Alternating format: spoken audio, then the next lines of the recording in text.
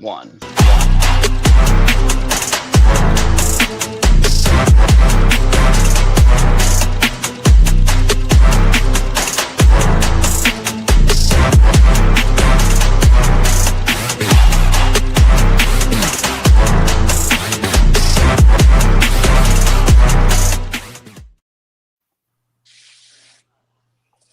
What's up, everybody? Welcome back to Hobby Hotline. We are here on a new home for collectors. I believe John was saying this is episode 351. John, I guess I'll kick it to you first. You know, did you have anything you want to say about For Collectors? Any of the kind of some of the intro stuff that we're looking for? Yeah, I mean it's obviously a great channel. I'd say up and coming, but like they're here. Oh, and can you hear me?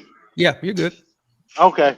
I'd say up and coming, but they're here and they're doing big things. I think they're just going to get bigger. I hope I'm speaking for everybody when I say like we're happy to be here, and we got some new folks involved in the show along with the move over here to For Collectors. So we're back to weekly again. I'm sure people will be excited about that. I know when we went to the first and third Saturday, my inbox was a little bit, I don't want to say full, but I had some messages like, hey, what's going on? So we're back to weekly, and I think that's a good thing. Yeah, absolutely. And we got a packed show today. I mean, usually it's just the host and then two other people. We'll start at the top left. John, introduce yourself. You know, let the audience know who you are and what you got going on here. Well, the audience on this channel should know who I am since. Oh, sorry, the other John. Sorry. Go ahead. The For Collectors here, and welcome Hobby Hotline crew to the fold here. I think it's going to be a great addition. I'm looking forward to being in the mix here from time to time with the shows. So, welcome aboard. So, thank you. Absolutely. Thank you for having us. This is a great move for the show. We're all, I think, really excited for the move here. Victor, I guess technically we are since this is our intro show. I guess I'll just be sending it around and everybody should be introducing themselves. So Victor, introduce yourself to the new audience here. Yes, Victor, typically found on YouTube and Instagram at true_RCS, typically dealing with the topic of the rookie card. Awesome. And then we've got Logan, aka NASCAR Card. You obviously give us a little intro there, Logan. Thanks, guys. King NASCAR, actually. Sorry. It's okay. I'm found on Twitter mostly. We also do a show called NASCAR Radio. It drops every Friday. We talk about all things NASCAR. It's Val Mars and I. So check that out. Awesome. And Orlando, you're up next. I'm Orlando. I'm have my YouTube channel, A Collector's Dream. Been on YouTube now almost 4 years. On Hobby Hotline, I'm on a lot of lives. I've been on a lot of lives and recordings also on the For Collectors channel and other channels. So I just make guest appearances whenever I'm asked. Awesome. Yeah, and last but certainly not least, we got Chris Harris. Give us a little bit of an intro. Certainly not least. I'm Chris. Some of you guys might know me from a blog that I did 15 years ago. Some of you guys might know me as one of the guys behind Baseball Cardpedia. Some of you guys might know me from my Twitter feed, Stale Gum. I'm just here to bring the snark and keep it real. So, Adam, introduce yourself as well. Like, I know you're hosting. Yeah, appreciate that. Yeah, so my name is Adam Palmer. You can find me Adam Drew Palmer on Twitter, TikTok, YouTube. I guess I don't really post as much on my own YouTube. I am the daily host on Sports Card Nonsense. We do a daily show, Daily Nonsense, and that's my show on there. And then just posting TikToks, YouTube, Instagram, stuff like that. Twitter, I guess it's all there. So I mean that's my short intro. I try and as the host, make sure everybody else gets their time in here. So we will get into the episode here. We're going to start with a little light, with the NFL season getting underway. We had the first two games. We had Cowboys and Eagles, which had that weird rain delay.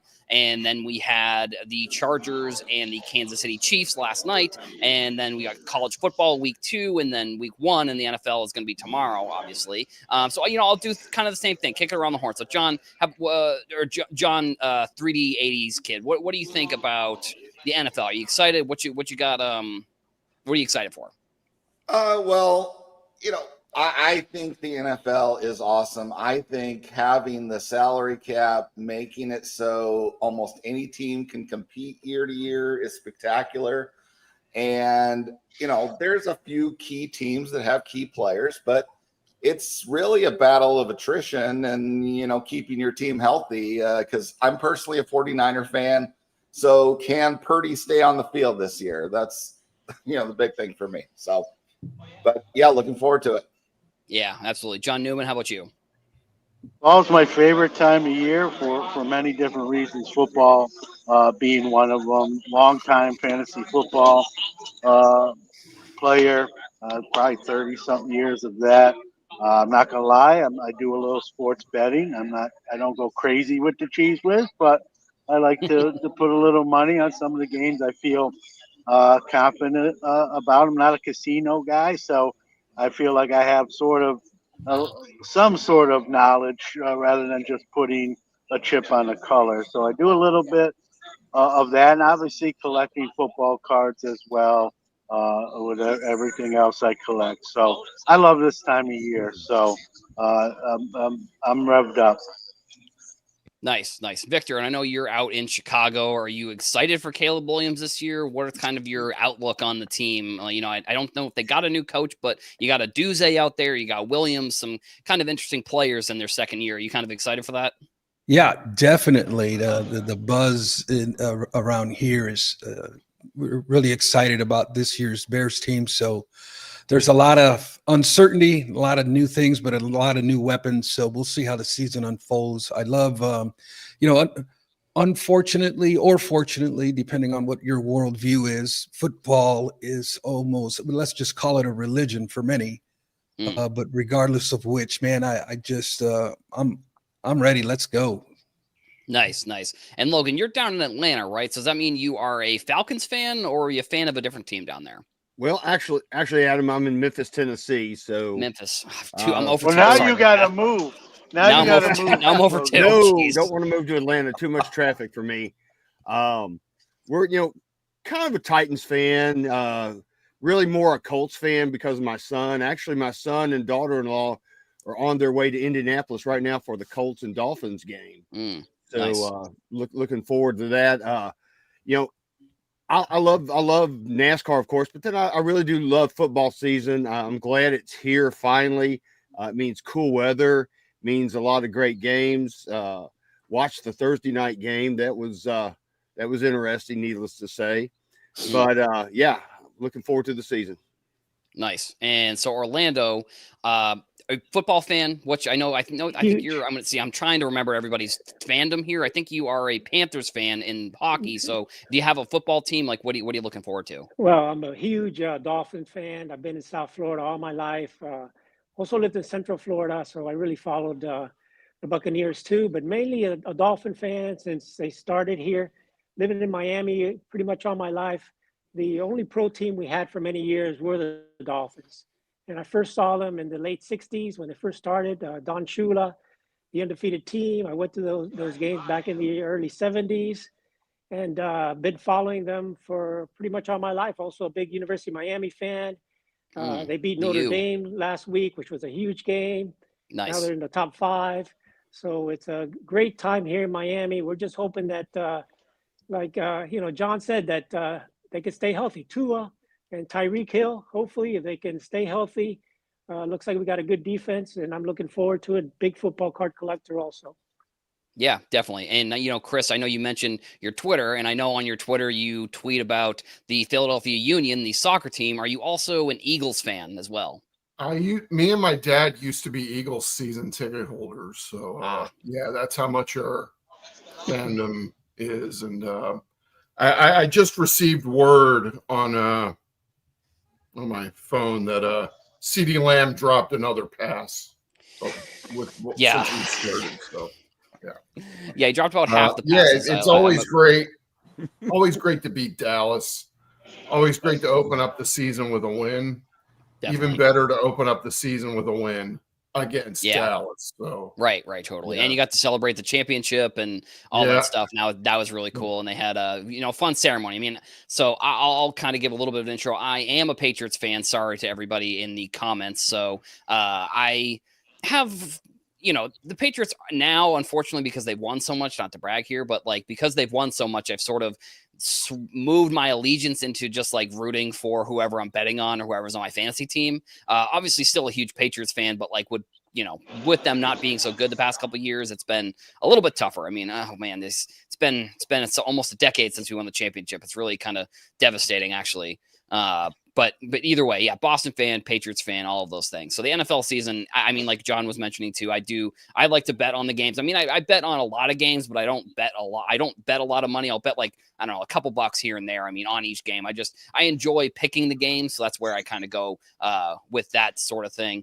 And yeah, so I mean, anybody else have anything before we kind of move on to the first topic here for the NFL? Let's say hello to the chat, Adam. Yeah. Say hello to the comments. How we doing? I know one thing that I like doing when we were on Bench Clear and Hobby Hotline was for everybody in the comments to let us know where you're watching the show from, because I'm interested in seeing where everybody is kind of throughout the country. I mean, we've had people throughout the world as well. So, I mean, like I said, I want to give people a shout out here. The chat is it's a lot more lively than it has been. I mean, probably it being the first show in the debut, that's been really great. So I want to give a shout out to some of the regulars in here. I saw Abel from Vegas, Foul Balls in here. I saw who else is a regular I want to give a shout out to. We got Clemente Collector, Mookie Chilson. I mean, there's again the chat's moving pretty quickly here. We got Daytona, somebody in Ohio. We got California, like I said, or not California. I've been reading too quickly. Pennsylvania. Dan says that he didn't know that there was a Patriots fan on Hobby Hotline team, and we're not sure if we agreed to this. Yeah, I apologized beforehand. Maybe that's just in my nature. Was my therapist says potentially is apologizing to everyone beforehand. But yeah, we out in Foul Ball, obviously out in California. Shout out to Tony Stank from Memphis. That's right. Yep, he was up here a little bit. It's definitely a ton of fun. I'm glad that chat is kind of buzzing today. I mean, I usually try and shout out some of the people where they're watching from. The first topic that I think the chat will probably be buzzing about also is we're going to talk about some grading data that came out this past month since we switched over from August to September. So taking into account this, probably all this data probably also includes like the national and there was a Dallas show. I know that there was the big West Coast card show. I believe PSA was out at that. So I'm just finding the data here. So we've got, I'll pull up the first image here. So 1.6 million total graded cards from PSA, and then 118,000 from SGC. Now, I think the interesting thing here, because this is mainly a sports show, or sports card show, we had 666,000 PSA graded sports cards, and then 1.01 million TCG. So the sports grading is down, but the overall grading is up. So I'll start down at the bottom. Logan, kind of, what do you think of these numbers when you're seeing them at first? It's incredible. I mean, 1.6 million in a month. I was actually getting out my old school calculator to calculate that out. Let's see, 1,600,000 divided by 30 da50 equals about good gosh almighty, I can't even see it on my calculator. Over 53,000 per day. That's incredible, man, when you think about it. Holy smokes. I never thought I'd see grading like this. I know a lot of it is TCG and Pokemon. I will say that, talking about that particular segment, I don't see how that market is sustainable. I think they're trying to catch up, overall, when you think about it. but it's the numbers are staggering, and it makes me wonder how how many graders they've got now, and what kind of experience these graders have. Because I know I see a lot online, people talking about how upset they are with the grades and things like this, and it's just it just makes me wonder how good things are at PSA right now. But apparently they're pretty good if they're doing 1.6 million cards a month. Yeah, right. Exactly. Yeah. So Orlando, how about you? I know you before the show you were mentioning you're kind of an SGC guy. So were the SGC numbers shocking to you, or is this something where you maybe expected that? Well, I think we expected it. I mean, you could tell at the national that the PSA booth was full, even though they were doing on site. They were also taking submissions, and SGC was pretty dead most of the time. SGC is now with PSA here in Boca, just about 30 minutes from me. And I know that they did take some of SGC's graders. And I talked to one of the guys that's the biggest submitter to SGC at a card show last month. And he told me that PSA is going to begin grading cards here in Boca in September. So some of that is because of they're going to be using SGC graders, but it was a pretty big shock. Last month, I think, was about 200,000 cards for SGC and went down to 112. But, I still think, as far as me as a vintage collector, I prefer SGC because, they do have good vintage graders and they're pretty solid when it comes to vintage. But it is shocking to see them down 30% year over year. And, a lot of that is people are worried. People are scared that they're, maybe going out of business. I don't believe they're going out of business. I mean, you could see they're the second highest, they're second behind PSA for sports cards. So I think PSA wants to hold on to them just a bit. And, and we'll have to see what happens. But I do believe that they're going to stay in business for a while. It's just a little concerning that they've lost so much business just over a month. See you in the next couple of months. Yeah, I thought that was kind of the interesting part to me as well, especially like it's basically been a month since they announced that SGC they were kind of winding some of the things down with SGC. Chris, I'll ask you maybe a similar question. Was SGC being down this much a surprise to you, or was this something that you expected? I think I kind of expected this. I think ever since PSA acquired SGC and was going to kind of keep it its separate thing for a while, you kind of figured that eventually they'll start to, pronouns, pal, PSA would try and absorb SGC's business. And it appears to start it appears that that's started to happen.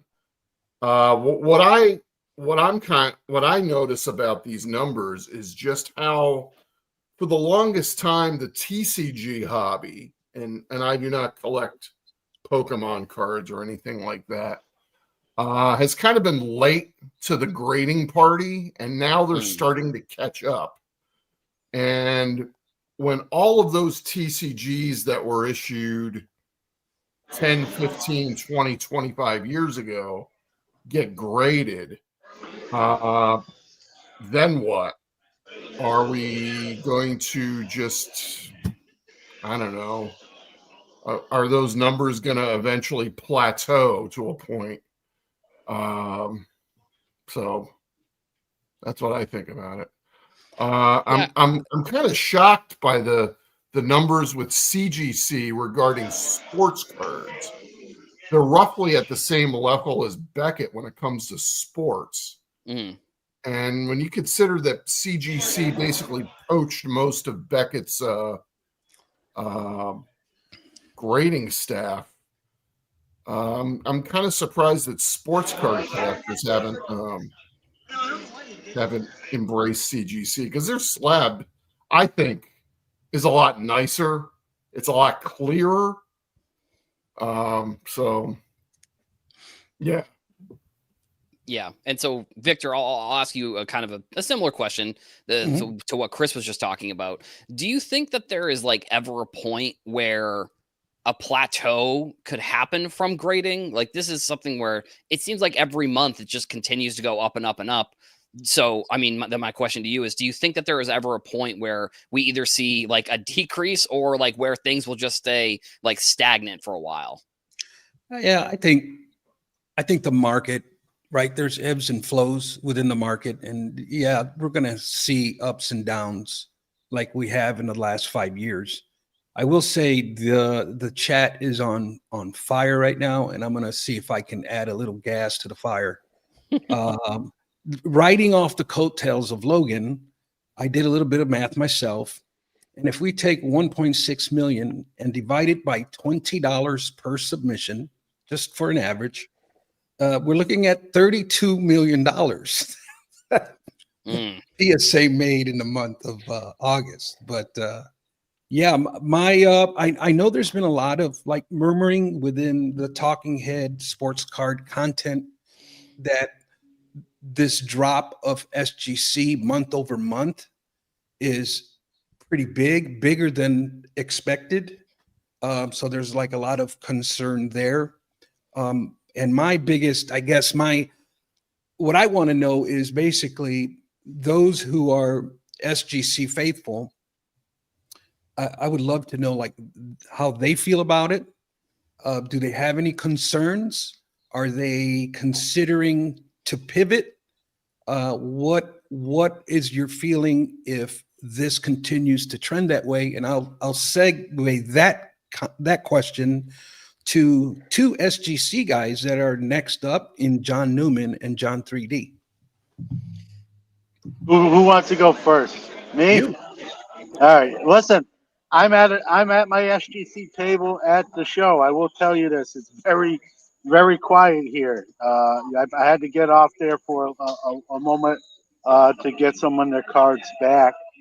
Tomorrow I'm doing a bigger show, and I already had like a commitment of 100 cards subbed. I think a little bit of the, and that's just verbal commitment. I'll have walk-ups to the table, so I'm sure I'll have a good amount of cards tomorrow. This is a smaller type show in a smaller city. Tomorrow's the New York State Fairgrounds show that I do.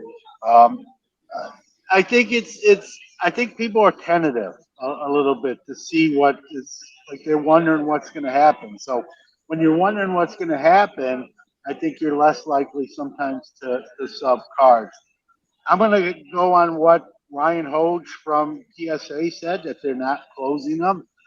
One thing that's a little disappointing, I see a lot of big time content creators falling into the trap of clickbait, right? And SGC is dead and SGC is closing.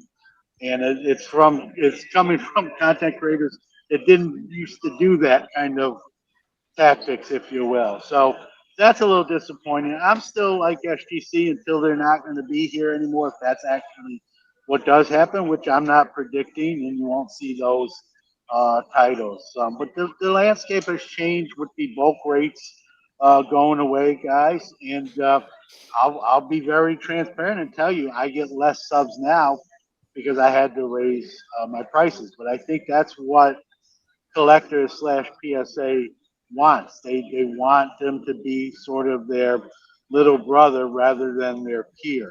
And if that's the case, I still doesn't change how I feel about SGC. But I'm still getting subs. Today's not a good indicator of that. Tomorrow will be a better indicator of that.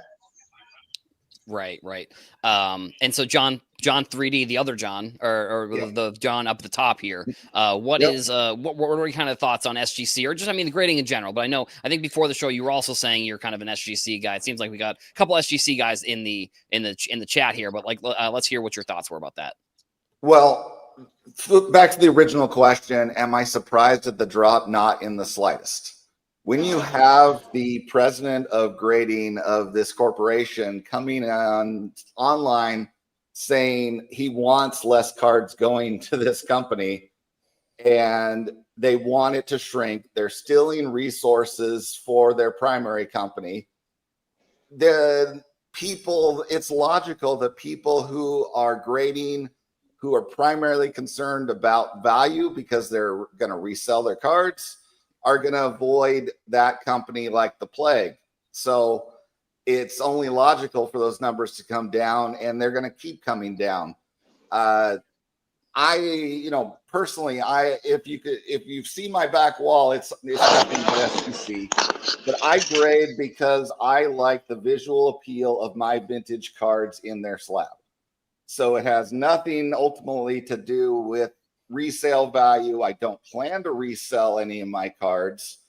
I don't sell any cards unless I'm actually decided it doesn't fit in my collection anymore. So it's a completely different ball game for me to go to a grading company than many others. So as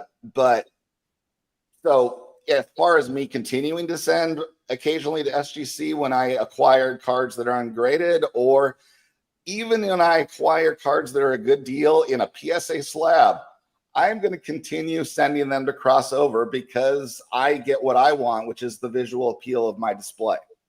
So it's not going to stop me. I know I'm playing my violin on the deck of the Titanic right now, and I'm going to keep doing it until it sinks.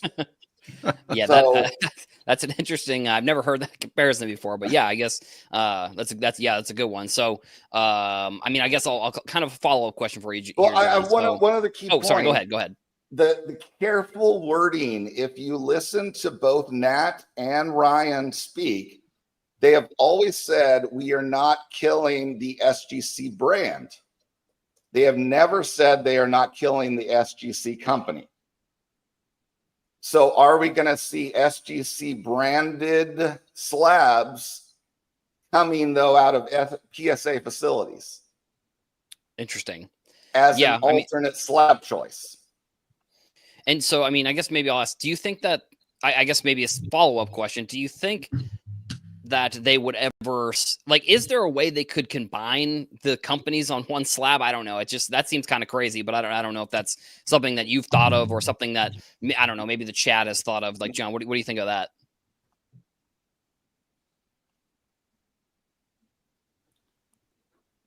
I'm sorry, what?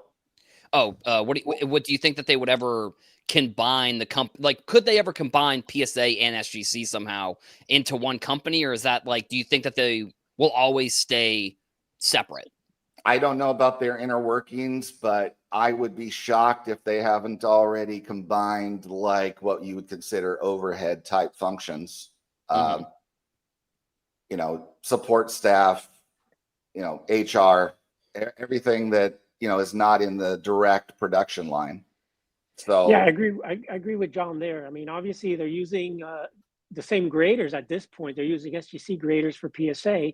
They have the same building.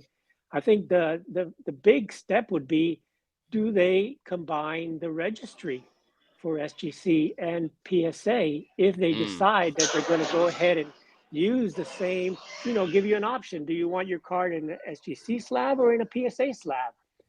Then I think if they get to that point and they're one company, they may be forced to combine the registry and allow SGC slabs into the PSA registry. One other thing is the fact that PSA doesn't have a 9.5 grade either. It's two completely different grading rubrics. Right. How does that work? Yeah, and not only that, you have to admit that the grading standards between SGC and PSA are different. So a PSA 9 is different than an SGC 9. So as far as the registry is concerned, how could you compare the two? Do you take off one numeric grade?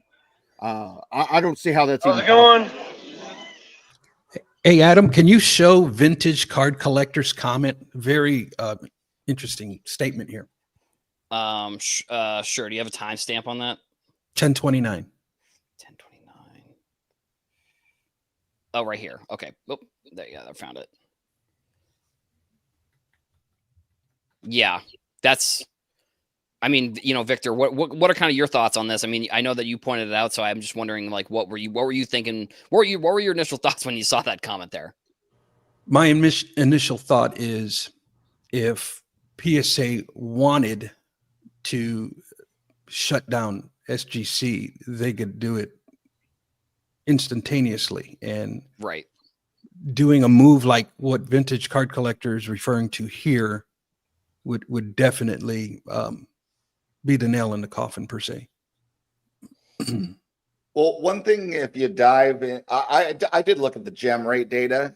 If you look at the percentages of cards by era, that is one thing to me that is telling with SGC, is that the month to month, one of the big changes is the more modern cards shrank while the vintage percentages go up.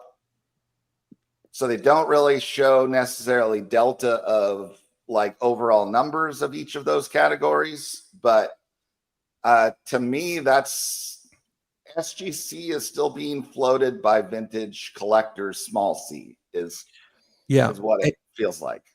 And I'll make this last statement on this topic, Adam, because I know you want to move on. But if I recall, upper brass of PSA, basically the sentiment that was, to my understanding, was the hobby is going to decide what happens to SGC. So those who are SGC, those who are pro SGC, I guess is, now's the time to double down on SGC. Right. Yeah. And I mean, that's sort of like when I heard the initial comments of rolling some of the stuff back in my head, I was like, if the customer base is there for SGC, why, like, are they just going to make the service worse? Like if the customers want SGC graded cards, like, why, who's to tell them you can't grade with SGC? I guess maybe people saw that and that maybe changed their opinion on SGC. But it's like, I think one thing in this hobby that is interesting is that people like what they like, and changing anyone's opinions on what people like is, I don't know if it's impossible necessarily, but I know it's one of the things that I've noticed over the years of creating content and everything. It's just like when people like a certain grading company or they like a certain product, it's like that's their thing and they don't want to switch. So that's where I was a little bit interested by the such a drastic drop in 1 month of like a 25% drop. Like that's pretty significant if you ask me. Yeah, I mean, any other final thoughts here? It's gonna be still kind of talking about grading in the next topic, just because there was a launch of a big feature on PSA. But anybody else have any final thoughts here? Adam, I just want to say, you touched on something you said too. We got to keep in mind, this is the early innings of this decision by collectors, right? So Right. this drop is expected. This isn't like, at least to me, I can only speak for myself. I expected this initial drop when these kind of decisions are made. Here's the thing: when you look at that chart, right, we saw that CGC is third, and a pretty distant third when it comes to sports cards. If collectors wants to phase out SGC, right now PSA and collectors have the 1 and 2 sports card grading companies. They want to phase out number 2. Guess who's number 2? And CGC's sports card numbers are going to go a lot up. They're going to open a door that I wouldn't want to open if I'm collectors. That's how I feel about it. PSA's number 1 threat is not in play. They're probably going to be number 1 till we're all long and gone. But do you want to give up your number 2 spot by default by just eliminating the number 2 that you own and let someone move up in the rankings? And for as popular as PSA is, there are people that refuse to send to them, and they know that as well as we do. So I'm going to go by what, again, is Ryan Hose or Nat Turner going to say we're closing SGC? If they were, I agree. They're not going to tell me that. When I spoke to Ryan in Chicago for 15 minutes, he told me they're keeping them open. But if they weren't, he wouldn't have told me that. I felt he was being sincere for the 2 cents that might be worth. But, like, why? You've already bought them, right? You've already bought them. The money is spent on SGC. Why phase them out and then have CGC be the automatic number two Right. at that point. I'm not in charge of that. There's smart people in that room that figure that out, but it just doesn't make a lot of sense to me. Right. One more Makes thing, sense. Adam. Yeah. One Go more for thing. it. SGC, at one point, remember that they were backed up and their turnaround times were delayed for like a month. They're back to 2 weeks turnaround time. And, you're talking PSA and CSG are still, 3 months out. So there's still a lot of people that want to get their cards right away. And you can get them within 2 weeks with SGC. It's the only grading company you can do that with at this point. Right. Yeah. Hey, Adam. Dan here is pro SGC. We need his thoughts on this. I was going to just introduce him. So Dan, another member here from For Collectors, Dan's Vintage Baseball PC. Give yourself a little intro here, just because I know in the chat you said you're jumping in around 11:30, and it's around 11:30. So Dan, let everybody know kind of who you are, what you got going on. Well, I am the newest of the For Collectors, which isn't that new anymore since I joined on February 1st.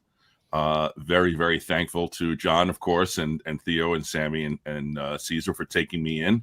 And it's been a great ride so far. We've had some amazing events, and this, to me, is one of the most amazing events.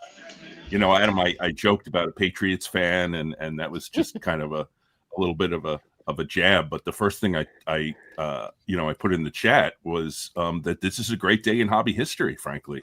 Yep. The merger of two major entities and, giving us regular programming, and it just feels right to me on so many different levels. And, it's been a great getting to know you period since this was announced and starting up to this day. And I know Victor and John did a great discussion earlier this week. I thought that was really outstanding. So I'm just incredibly pleased that this has taken place, and that, and it's so far it's pretty damn good. I mean, I saw 62 people in the chat, which, for a Saturday morning is really, really cool. So, and of course, my great friend Orlando, right above me here, is always great to see him. We're like the Brady Bunch right now. Thank you, Dan. So, Victor did ask my view on SGC, and he is correct. Yes. I am a 100% behind SGC person. I have submitted to PSA twice. And that was only because they were autographs and tickets that SGC does not do. But every one of my vintage baseball card submissions are to SGC, and there's been, I don't know, I'm in the 20s at this point, 10 total that have been on my channel, including one just this week.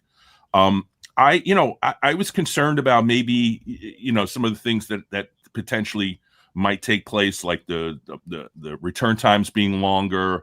The quality, the grading, the consistency, all being, but that is not my experience. And in fact, my last submission that I did a video on just this week, they were faster than they were the last two submissions. All the grades were exactly what I wanted them to be. They got everything right in terms of like identifying these sort of tough sets, and it just was, to me, like a 100% great experience. I mean, sure, it could have been a half grade here or there, but whatever. In reality, I predict my grades before they go out, and these were right in the range on every single card. And it was 19 cards. It wasn't a small one either. So I'm very pro SGC. What is going to happen with them in the long run? I don't know. It's really kind of beyond my control, and it's something that I'm really not going to worry about. I'm just going to keep submitting to them and, keep getting the cards back. Do I worry about value of the slabs, in the long run? Again, maybe not really my problem. I'm 62 years old, so I don't know how much longer I'm going to be collecting, but I guess that's a problem for my descendants. But anyway, sorry to ramble, but major message is really, really happy about this day and this event, and moving forward. So. Yeah, absolutely. And go for it, John. I guess I want to thank Dan for those sentiments, and I feel the same way. And welcome as well to the Hobby Hotline. I wanted to see you mention turnaround time. As someone that subs a lot to them, they're back at around 12 to 14 days, guys. from door to door. That's a significant stat. I don't care whether you like SGC. I don't care if you're shoveling dirt on SGC. They're at 12 to 14 days, and people like their car. I don't care. There's not one person that don't want their cards back quick. Right. And so that's starting to spread again. That word's getting out there that the turnaround time is back up to speed. So I'd be more interested to see the next 2 months gem rate reports once people get once the news hits the vine that you can have your cards in a slab in 2 weeks. So that's and that's not made up. That's I can show you that. Right. And so I mean I think that kind of transitions pretty nicely actually in sort of the next topic here was a big announcement that PSA made this week. They are launching basically rapid you can sell your cards right away with PS or with their vault that they have. You can sell them 24 hours after the grade. You got 24 hours to accept the offer. So I guess it's a interesting dynamic where PSA is grading them and then also buying them. I mean, we know that they're teaming with GameStop to do their new repack product. I think it's some people might say it's a conflict of interest, but I think at the same time it's like Because it is. the speed that you can go from getting your card and then getting it graded and then selling it has become faster than ever. And I mean, John, I know you were saying the value, John 3D. I know you're saying some of the stuff you're not looking to really sell. So like, is this something that you would ever use as someone who grades a lot with SGC and then switch it? Would you ever switch over to PSA because of something like this? If you were looking to sell the card quickly, you think?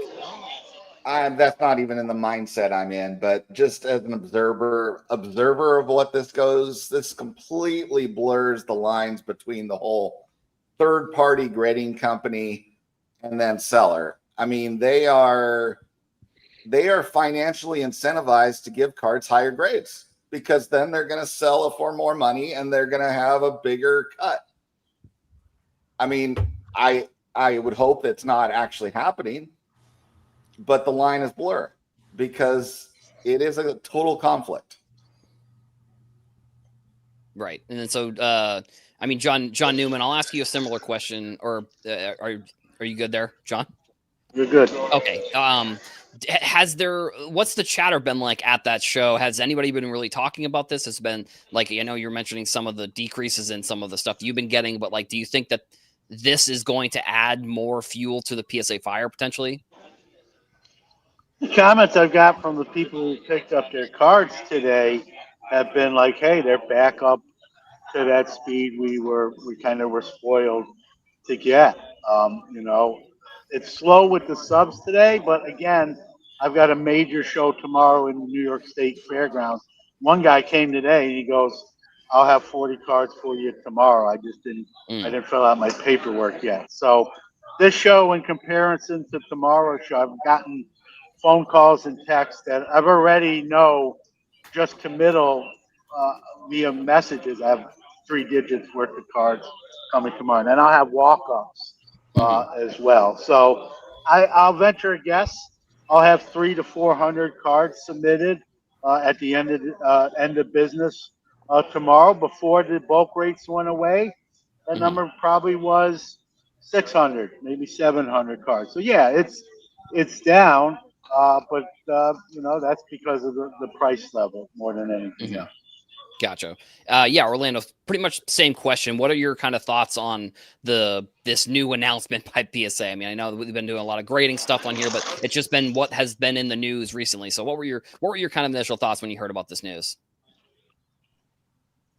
Well, I mean, I just see PSA just expanding their reach and going into other markets. I mean, now that they are controlling grading pretty much, I mean, CSG and they get no competition to them right now as far as sports cards.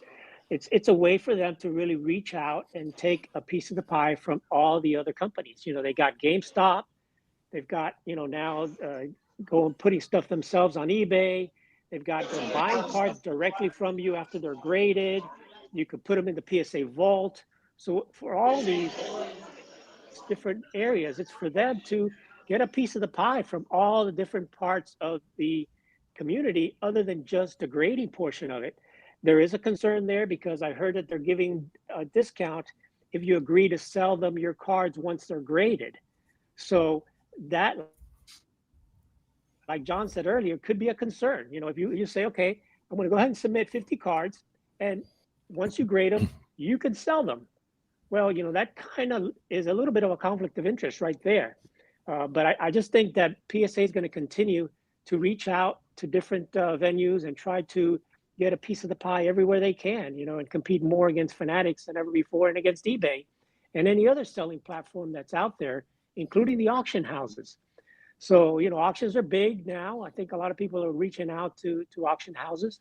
And I think this is one way for eBay to really get into the auction business, vaulting business, and, you know, bring in cards, not just through themselves, but of course, GameStop and, you know, who else knows what other venues are going to reach out to get it? Are we going to start getting submissions? We already got submissions at Burbank, at other card stores, possibly.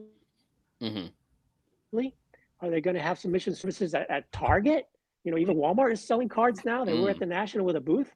So how far is PSA going to expand?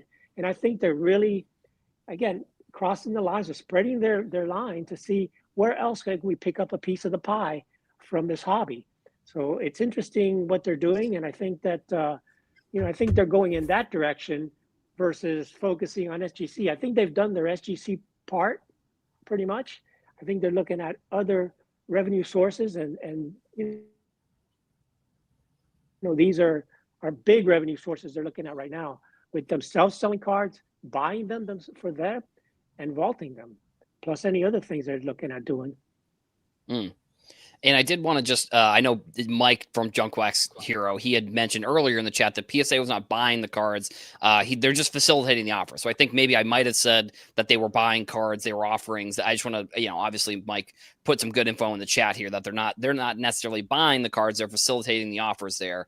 So next we got Chris. Yeah, so and they Chris, take their cut based on a percentage of value, right? Yeah. Exactly. Surely they have to get a cut of that. So how is it not horrible that they're doing this?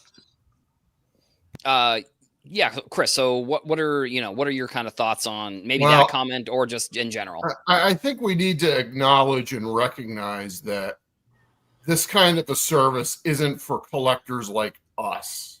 Mm-hmm. It's not for quote unquote real collectors. It's for the kind of people that buy into breaks, get their cards, send them to grading, and then immediately flip them for try and get their money back or try and make a profit. It's not for the kind of people that buy cards for the sake of buying and collecting cards.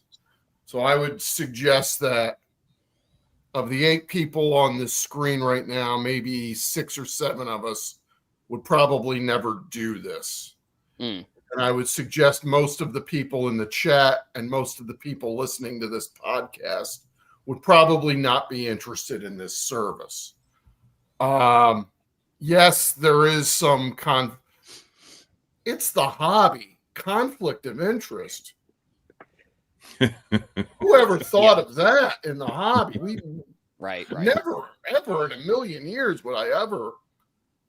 Of course, this is a conflict of interest, and even if this is merely, as Junkwax Hero says, if PSA is merely facilitating and not actually buying, clearly they're getting some grease in on this. Okay, so again, I would never do this, but that's just me. So. Gotcha. Yeah. So I'm gonna push back on the conflict of interest thing. Full disclaimer: I am pro PSA, but at the same time, for so long, we've always felt like the hobby is just outdated. It's old. It needs to evolve. It needs to, and the innovation here is, if you look at the game plan that has been laid out, it's pretty genius. But if we read the details of the email that they sent out and really do just spend a few minutes on researching and actually reading what's going on, a lot of these questions that we have or uncertainties will be answered. This is what they're saying is, I'm reading the email here, it's powered by partners. Okay, it's local card shops and verified dealers within the PSA partner networks are always looking for supply. Through PSA offers, cards are allocated to fill their specific inventory request and find new collections to call home. So they are basically facilitating a network of partners to instantly sell these cards. And the benefit to us is that the funds will be transferred immediately and there will be no fees involved. That's a huge selling point for us collectors. Also, why are they doing this? And they feel their mission here is that not every pool is a keeper. Not every grade is right for your collection. Some could be trade-ups, some could be stepping stones, some could be fuel for what's next.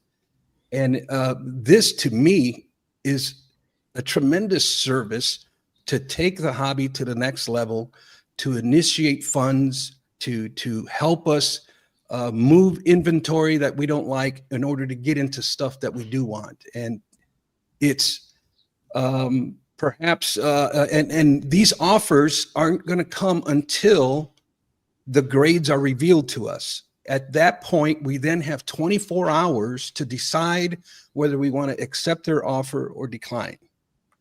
And so it's, now if that was to be before they grade it, then I would say, yeah, that's kind of a conflict of interest, because then if I'm going to sell it to you, you're going to bump up the grade, you know, and that's where the waters get muddy. But the offers are not coming until after, and we have the option at that time to accept or decline. Right. What would everybody think about this if this is a precursor to a sale to or a merger with Fanatics? I mean, that would, I don't know if that, I would be surprised if that's even like allowed. Like, if I'm going to be honest, like, I don't know, like it, I guess I don't know but what there's is no regulation of any of these companies right now. I mean, right. And there won't be. Right. Yeah. I think regulation coming in would be much more detrimental to the industry than, at least in the short term, for sure. So, you know, Logan, obviously you got the PSA hat on there. Where do you sit kind of on the fence between, you know, if Victor and Chris were fighting, whose side would you be on?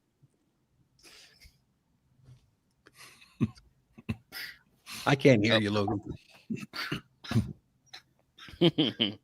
Logan, I think you might be muted or your mic isn't working. Sorry. There we go. Okay. Yeah, like Victor, you know, I'm with Victor. I'm pro PSA. I'm a big set registry guy. For those of you who don't know, I'm going to toot my own horn a little bit. I am a PSA Hall of Fame member. But what I don't like is I'm not going to use this service. I will never use the service. That's not what I'm about. What does this say about the state of the hobby? Is it become more of a flipping game with hot potatoes instead of collecting? You know, I am a real collector. I will say that. And I do grade cards. I've looked at the comments. So real collectors do grade cards.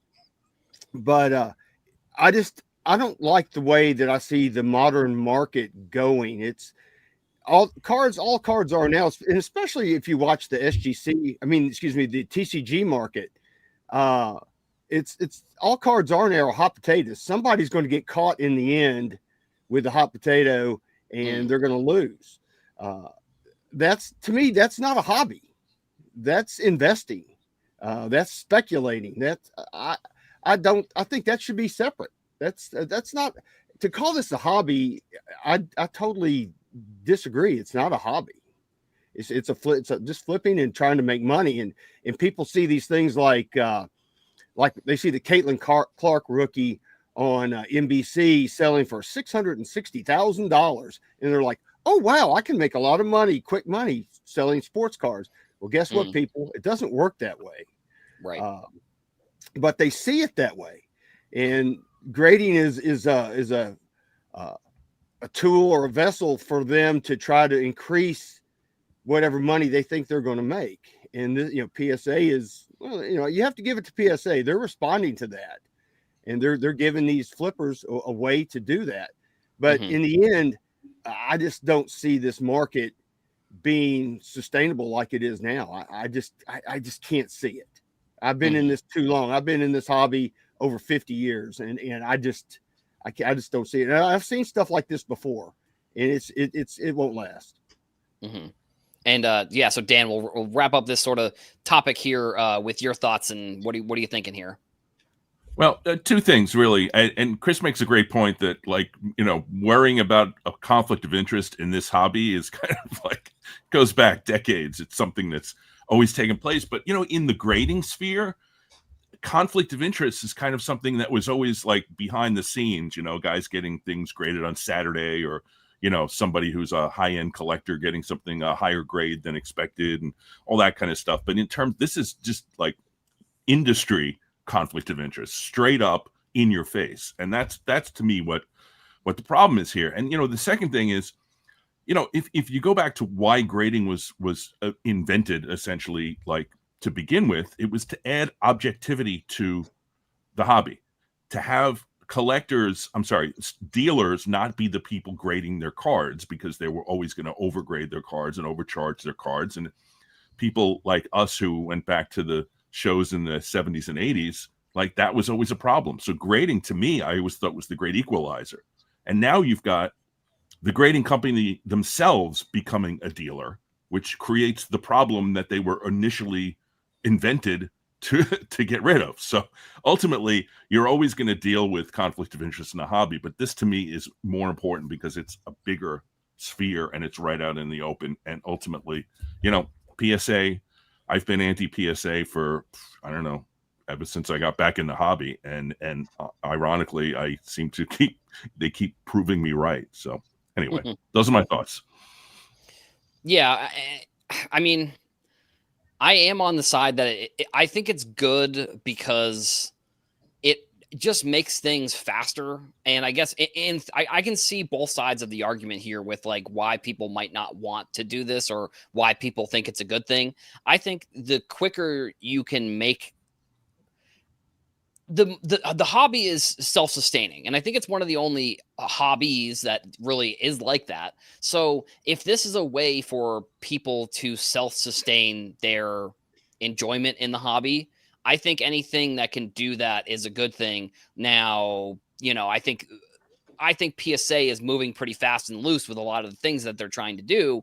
So I hope that down the road there isn't some crazy, I don't know, some crazy story that comes out. That I know that there was the rumor that Adam Sandler and the Safdie brothers were going to be making some movie about the dark side of the industry. Hopefully this isn't a plot point in that movie if they ever end up making that movie. But I just think that for people who want to grade their cards and sell them, and maybe that is PSA looked at some sort of data analytics thing and said, this is an X percentage of people who are grading their cards end up selling them right away. I don't know how they would be able to figure that out necessarily, but I just think that on one hand, I can see how people like it. On the other, I can see how they don't. I personally think it's a good thing just from a standpoint of you can get things quicker, but I could see how somebody who, the collecting aspect of cards and being able to hold them in your hands, this isn't something that they would want realistically. So it's the thing with the hobby. It's just there are tons of different ways to do it. I think that's sort of the thing.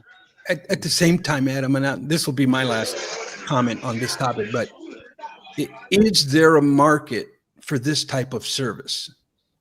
Yes. The beautiful thing about it is that we have freedom of choice. And if this is something we don't want to play in, we don't have to. We have other options. We can send the cards in and have them shipped back to us. It's a beautiful thing. Right. It's a good move. Can I push back on that just for a second? I I don't think I 100% agree with what you just said, Victor, and true. Like you have freedom of choice in this hobby, but the problem is, I think that it affects the legitimacy of grading if there's always going to be a question of whether PSA has a profit motive on the back end or on the grading end, and that's the problem for me. Is that it's a sort of grading wide problem, not really just a question of whether you use the service or not. Yeah. But of course, there's a profit agenda attached to it. It's a business, you know. Yeah. I just want to wish Timothy Little a happy Saturday and a great weekend. But to answer John's question before, like if Fanatics was to acquire PSA/SGC, that would be my end of a relationship with SGC and PSA. And I guess if I wanted to grade still, it would have to be CGC. At that point, I don't think card manufacturers should be grading their own cars. That's just my personal opinion. Stay in your lane, Fanatics. Stay in your lane. Right. Yeah. So, I mean, we're basically at the top of the hour here. I guess with 8 people, it can get kind of chaotic. So maybe it makes sense that this kind of went by as quickly as possible. The thing I like to do at the end of the shows is just kind of give everybody their last chance at shouting out whatever you want to shout out. So, Dan, I'll start with you. Shout out anything you're looking to shout out, or let the people know where they can find you after this episode. You can find me on my channel, and for collectors, but my final thought is love the OG Hobby Hotline people, and just so happy about this. I'm on top of the world right now. So with this merger and these shows, and I'm going to be watching 100% of the time, and I'm just so happy that we have all these new friends, and that's a great thing. So that's my thought. Absolutely. Yeah. Appreciate the kind words there. Logan, how about you? Give yourself a shout out. Okay. I'll give myself a shout out. Again, you can find me on YouTube. I have my own YouTube channel. You can find me on NASCAR Radio, which drops every Friday. Val and we talk about all things NASCAR, trading cards, and everybody have fun grading cards. Victor, how about you? Yeah, I'm going to be dropping a video. Stay tuned tomorrow. I'm going to be dropping a video, and the title of it is I Have Just Committed the Ultimate Hobby Sin. So stay tuned for that. Okay. Yeah. Wow. That'll definitely. Make sure you go check out that video from Victor there. And did you mention where the account, or like where people can find you? Right. Yeah. Victor, the rookie card specialist, or just punch in true_RCS. Perfect. Chris, how about you? Well, I don't have a video to plug, but I guess I'll just plug my Twitter account, Stale Gum. Check out Baseball Cardpedia. Keep rocking in the free world and stay hydrated. That's right. Orlando, how about you? You can just check out my channel. I drop a couple of videos a week, just showing cards, my collection, things like that. But I really want to give the shout out to the 4 collectors and John for getting together and doing this. And this combination is going to be awesome. I can't wait to have Hobby Hotline on every single week from now on. I think that's huge. I think we need a show like this on an every week basis. So shout out to 4 collectors and John Newman. Absolutely. And now we will actually, I think I've been trying to, okay, go for it. Unmute, John. I've been trying to unmute you there. All right. John, thank you, Orlando. Thank you, Dan, for those comments. I feel exactly the same way. I know we didn't, we had a lot of guys on the screen today. Normally we'll have 3 or 4, and there's a link for anyone that wants to call in and, say you're wrong, John, or you're right, John, or whoever. Right? We used to have a lot of those back in the early days of the show, and I'd like to see that again coming over the 4 collectors. Right? This is the hobby show. This is the community show. So if you want to come on, I know we get that in the chat, like you're crazy or you're wrong or I agree. But if anyone's more than welcome to come on and join whoever the panel is each week. I know this week we had sort of a full house, but this is the hobby community show as a whole. And we're all part of that. Whether you grade or you don't grade, it doesn't matter, right? We're all in this hobby fraternity together. I just want to just sort of tease next week's hobby hotline since we're on it this week.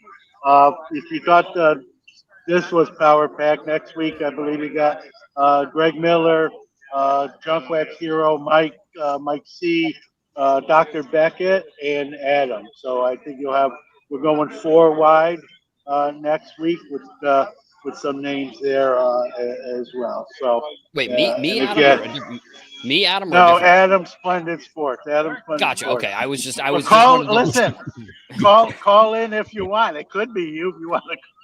If you I just want to wanted call to double check. Just wanted to double check there because No, something I the wouldn't chat put can you get a on the little spot like that. But no, well, I feel great. This was a great start with who I hope is a long relationship that grows and gets even bigger and better. So thanks everybody. Absolutely. And John 3D, last one up here. Let us know where people can find you, shout outs, anything you're looking to do here at the end of the show. Well, my own channel, 3D80s Kid, is primarily focused on my own collecting. So it's not very frequent content because I make a video when I feel like it. I do try to do a monthly auction show because I love exploring those cards, many of which I'll never, ever be able to afford to buy. That'll be a live stream that'll be concurrent with the closing of one of the big auction houses. My content on For Collectors generally involves hosting other collectors to bring in something collecting related. So I am going to enjoy being a part of this where I am more like inserting opinions. So right. It's going to be a fun thing. And yes, thank you, John Newman, for getting this ball rolling with us cohabitating. So it's going to be a fun time with all, and I'm looking forward to it. So, real quick, Adam. I know I've been mentioned a few times, and I appreciate that. But right, the hobby hotline is the 18, I believe, of us now, and that number, who knows, make it bigger. Right? It's not just me. I know I do some of the logistics, and someone has to. But this is a team collaborative effort. Doesn't happen with just me. That's Sports Card Nation. And a guest that'd be Hobby Clicking. So Hobby Hotline's all of us, and happy to be whatever part of that you put on that. So want to thank everyone involved with the show, including For Collectors now and those folks that are going to be integrating with us as we see it today. So I just wanted to make sure we give sort of credit where it's due there. Yeah, absolutely. I mean, I think it's I would say this one of the better shows in the industry, just because you have such a diverse group of collectors who all have different opinions about things. And, even though we all don't necessarily agree with everybody, it's always, it's always in good fun. It's always a good show. There's always, the it's chat. Not fun. It's not fun to always agree.